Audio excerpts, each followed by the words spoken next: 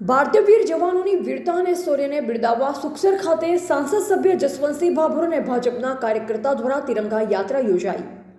કાશ્મીરના પહેલગામમાં થયેલ હુમલા અને ભારતીય લોકોએ જીવ ગુમાવેલ, જેના વળતા જવાબમાં આપણી ભારતીય સેનાના જવાનોએ જડબાતોડ જવાબ આપી દુશ્મન દેશને તેમની ઓકાતથી યાદ અપાવી દીધી.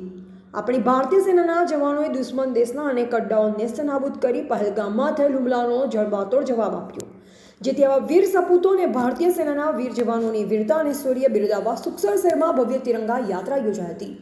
દાહોદ જિલ્લાના સાંસદ જસવંતસિંહ ભાભોર, ધારાસભ્ય રમેશભાઈ કટારા તેમજ ફતેપુરા તાલુકા પ્રમુખ શ્રી ભરતભાઈ પારગી તેમજ ભારતીય જનતા પાર્ટીના તમામ હોદ્દેદારો તેમજ કાર્યકર્તા હાજર રહી તિરંગા યાત્રામાં જોડાયા અને ભારતીય સેનાના જવાનોની તેમની વીરતા અને બહાદુરી બિરદાવી હતી. રિપોર્ટર કિરણ ડામોર, બોધિક ભારત, ફતેપુરા.